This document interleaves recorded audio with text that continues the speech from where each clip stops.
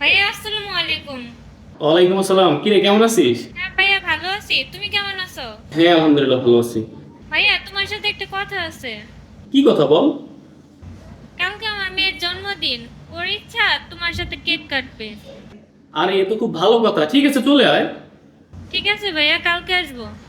কালকে কেন আসতে হবে, আজকে চলে আয়। দুপুরে বাসে এসে লাঞ্চ করবি। আচ্ছা ঠিক আছে। আচ্ছা ঠিক আছে, রাখি।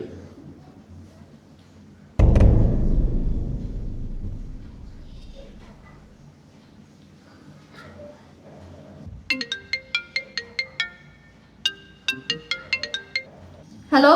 হ্যালো তিশা, কি করো? কি করি মানে? তোমার মতো কি এসির বাতাসে বসে নাকি সারাদিন? সংসারের কত কাজ, এটা কি তুমি জানো? কাজ করতে করতে আমার জান চলে যায়। আচ্ছা বাদ দাও তো, শোনো, ওই ফ্রিজে মাছ মাংস ভালো কিছু আছে, থাকলে রান্না করো। কেন? আমার বোন রিয়া আসতেছে, দুপুরে আমাদের এখানে এসে লাঞ্চ করবে। তোমার বোন আইবো দেখে কি ভালো মতো রান্না লাগবো? কেন আমরা যা খাই তাই কি খাইতে পারবো না? আরে রাগ করতেছো কেন, রান্না করো না। ও কি সবসময় আসে নাকি? হঠাৎ করে বলতেছে আসবে, আমি এখন কিভাবে তাকে নিষেধ করি? রান্না করো তো। আচ্ছা ঠিক আছে, করতেছি। আচ্ছা ঠিক আছে, রাখি তাহলে। আর বোনের লেগে আমি আবার রাঁধতে যাবো, আমার ঠেকা পড়ছে। ফ্রিজে বাসি ভর্তা আছে, ডাইলা চটে দিয়ে খাওয়াই দিমু। আসসালামু আলাইকুম ভাবি, কেমন আছেন? ভালো আছি। মামি, এই শোন শোন শোন, এই বসো। মা তুমি এদিকে আসো।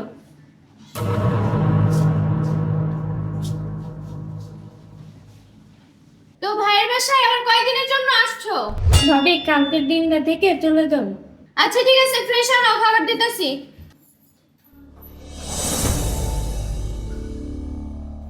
ও তুমি আসছো, তুমি ফ্রেশ হও, আমি তোমাকে খাবার দিতেছি।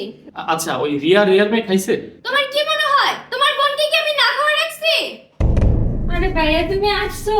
হ্যাঁ আসছি। ভালো আছিস তুই? হ্যাঁ ভাইয়া ভালো আছি। মামনি এদিকে আসো তুমি। কি হলো, আসো। মামনি তুমি ভালো আছো? হ্যাঁ বাবা, আমি ভালো আছি। এই তুমি ফ্রেশ হও নাও, আমি তোমাকে খাবার দিচ্ছি। ভাইয়া তুমি খাওয়া দাওয়া করো, আমরা রুমে যাই। মা তুমি আসো।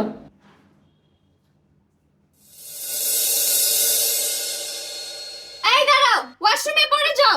তোমার বোন আমার বাসায় আবার কেন আসছে? নিশ্চিত কোনো কারণ আছে। তোমার বোন তো কারণ ছাড়া আসে না। আস্তে কথা বলো, ও শুনতে পাবে। কালকে ওর মেয়ের জন্মদিন, ওর মেয়ের ইচ্ছা আমার সাথে কেক কাটবে। কালকে রাতে কেকটা কেটে ওরা চলে যাবে। আমার এসে কেক কাটতে? আমার বাসায় কোনো কেক কাটাকাটি চলবো না। তোমার যদি টাকা খরচ করতে এতই মন চায়, তাহলে তোমার ভাগ্নিরাতে বড়জোর 500 টাকা ধরায় দাও। আর শুনো, যদি আমার কথা না শুনছো তাহলে তোমার খবর আছে। প্লিজ তিশা, তুমি এরকম করো না, একটু বোঝার চেষ্টা করো। ওরা তো সবসময় আমাদের বাসায় আসে না, এবার মতো একটু তুমি নিজেকে মানিয়ে নাও। শোনো, তোমার এত কথা শোনার সময় আমার নাই। তুমি যদি তোমার বোনের টান টানো, আমি চলে যাব আমার বাবার বাসায়। তখন তুমি থাইকো তোমার বোন নিয়া। দেখতারি সংসারে অশান্তি আর ভালো লাগে না। বোনের জন্য কিছু করতে গেলে বউ রাগ করে বসে থাকে। এখন আমি কি করি?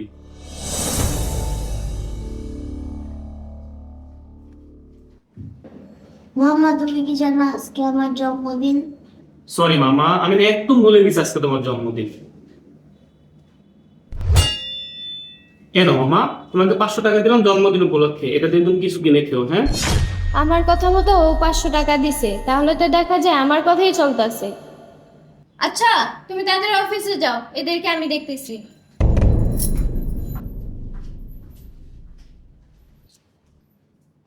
আম্মু, মামা আমাকে জন্মদিনের জন্য 500 টাকা দিয়েছে। ভাইয়া আবার টাকা দিতে গেছো কেন? ভাবি আবার রাগারাগি করবো তোমার সাথে। আরে তুই এখানে বস। শোন, তোর ভাবির সামনে তোকে 500 টাকা দিছি তোর ভাবিকে ঠান্ডা করার জন্য। সংসার চালাইতে হলে বউকে মেনটেন করে চলতে হয়। তুই মন খারাপ করিস না, এনে এখানে 10,000 টাকা আছে, বাড়িতে গিয়া জন্মদিন পালন কর, আমি সন্ধ্যায় আসবো না। ঠিক আছে ভাইয়া, তুমি সত্যি সবকিছু মেনটেন করতে পারো।